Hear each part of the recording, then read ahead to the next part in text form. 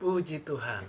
Shalom Bapak dan Ibu Saudara, senang berjumpa kembali melalui program ini, Panggilan Iman atau Call of Faith. Saya percaya bahwa setiap firman yang kita dengar dari channel ini pasti menguatkan iman kita, sebab kita punya Tuhan Yesus yang tidak terbatas dengan apapun juga. Tetaplah miliki pengharapan dan bertekunlah dalam iman. Sebab firman yang kita dengar itu akan timbul iman kita. Sehingga kita punya kekuatan, pengharapan yang baru dalam Kristus Yesus Tuhan kita. Dan renungan singkat yang saya akan bagikan membahas tentang membandingkan diri terhadap orang lain tidak ada gunanya, tetapi berusahalah hidup kemurahan hati. Saudara yang dikasihi Tuhan, kebahagiaan yang sesungguhnya itu terletak, salah satunya adalah kemurahan hati. Kita akan belajar dari kitab Amsal, yaitu membahas tentang hikmat, pikiran Tuhan yang ditaruh, yang dituangkan kepada orang-orang yang mengasihi Tuhan. Sebelumnya kita mau berdoa terlebih dahulu. Haleluya. Terima kasih Tuhan, biarlah kuasa-Mu bekerja atas kami. Hikmat-Mu ada di pikiran kami, di hati kami, sehingga kami berusaha untuk hidup dalam kemurahan hati. Dalam nama Yesus, Roh Kudus, berkaryalah. Mujizat Allah pasti terjadi. Haleluya. Amin. Saya akan bacakan dalam kitab Amsal pasal 19 ayat yang keempat sampai 8. Kekayaan menambah banyak sahabat, tetapi orang miskin ditinggalkan sahabatnya. Ya, dunia ini adalah dunia yang saling membandingkan satu dengan yang lain. Bahkan juga anak Tuhan pun sering jatuh dalam hal ini. Karena orang yang kaya pasti banyak yang dekati. Baik kaya dengan harta, kaya dengan kekuasaan, kaya dengan popularitas. Tetapi orang miskin ditinggalkan sahabatnya.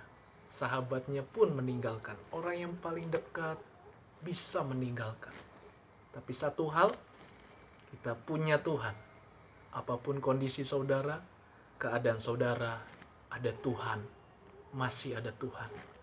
Tuhan punya cara untuk mengasihi saudara. Selama hidup saudara, hati saudara tetap arahnya, tetap punya keyakinan dalam Kristus. Ayat 5, saksi dusta tidak akan luput dari hukuman. Orang yang menyembur-nyemburkan kebohongan tidak akan terhindar. Tidak akan terhindar dari kesalahannya, malapetaka atau bahaya, atau bisa juga disebut bencana. Saksi dusta, dia berbohong atau dia berkompromi dengan orang-orang yang salah. Kelihatannya menguntungkan, tetapi dia tidak sadar, dia buat jerat, sehingga dia menyembur-nyemburkan kebohongan. Ingat, Tuhan itu adil. Dunia ini belum tentu adil, tapi Tuhan Yesus akan membela saudara yang hidup dengan jujur, taat, dan rendah hati. Karena Amsal ini bicara tentang hikmat Allah, hikmat Tuhan. Salah satunya dialami oleh Raja Salomo. Orang yang takut Tuhan, yang kaya akan pengetahuan firman, dan dia hidup menuruti apa yang Tuhan mau. Memang suatu kali dia pernah jatuh, gagal. Sehingga kita belajar supaya kita tetap bergantung kepada Tuhan, jangan bergantung kepada kemampuan, kehebatan kita. Karena semua itu hanyalah kepercayaan dari Tuhan. Di ayat yang ke-6, banyak orang yang mengambil hati orang dermawan. Setiap orang bersahabat dengan si pemberi. Wow, saudara, banyak orang akan dekat dengan orang yang punya hati dermawan, yang ikhlas, yang tulus memberi, dan juga rela berkorban dalam jalannya Tuhan. Kalau bahasa lainnya disebut bersedekah, zakat, atau beramal. Tetapi keselamatan kita bukanlah perbuatan baik, melainkan iman, dan iman itu akan membuktikan perbuatan baik. Saudara yang dikasihi Tuhan, mari kita selalu serius di hadapan Tuhan, karena apa yang kita tabur, suatu saat kita akan melihat jauh melebihi segala taburan yang kita lakukan. Sebab Allah kita itu Allah yang sumber, Allah segalanya. Di ayat yang ke-7, orang miskin dibenci oleh semua saudaranya, apalagi sahabat-sahabatnya. Mereka menjauhi dia. Ia mengejar mereka, memanggil mereka, tetapi mereka tidak ada lagi. Ya. Ingat, orang miskin selalu ada di dunia ini. Dan orang yang miskin, mereka berusaha cari pertolongan, tidak dapat, tidak ditemukan. Sahabat-sahabatnya semua menghindar. Engkau direndahkan, engkau diremehkan. Tapi sabar, apapun kondisi saudara, Tuhan punya jalan. Sekali lagi, Tuhan punya cara. Saya sudah mengalaminya. Tuhan punya cara untuk menyelamatkan kita. Miliki iman selalu. Memang orang miskin kalau minta pertolongan, semua menghindar. Tapi bersyukurlah saudara yang punya hati, punya belas kasihan bagi orang lain. Khususnya bagi orang-orang miskin, orang yang sengsara, orang yang membutuhkan kasih Tuhan. Engkau punya hati, biarlah Tuhan yang membalaskannya.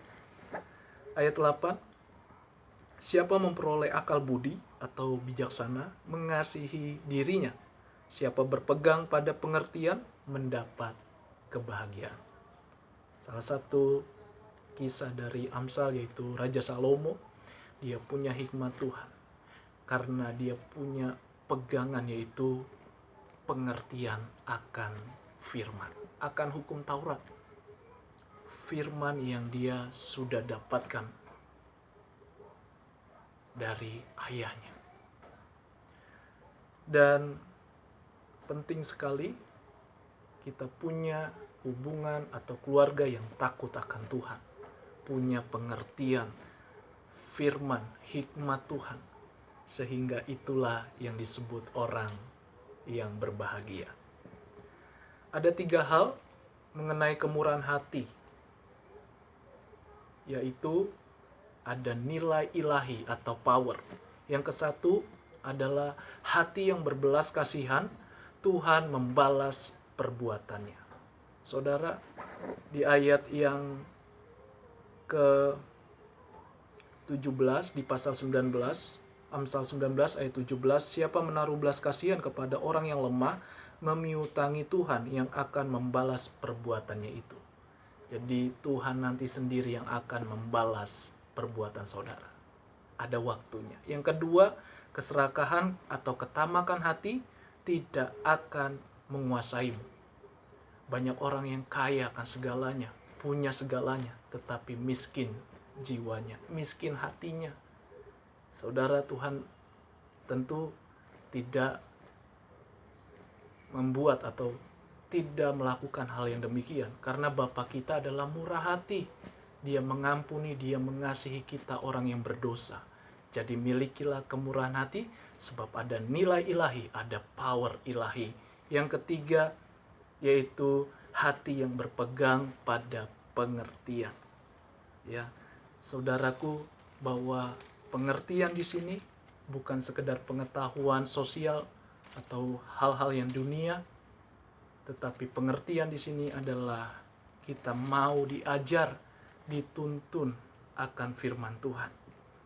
Sebab orang yang bijak hati disebut berpengertian dan berbicara manis lebih dapat meyakinkan. Itulah di dalam Kristus. Karena ada Roh Kudus, kita punya hati dan perkataan kita akan berkuasa, punya kuasa. Sehingga disebut perkataan yang manis, perkataan yang membangun. Tuhan Yesus memberkati kita semua. Shalom, haleluya.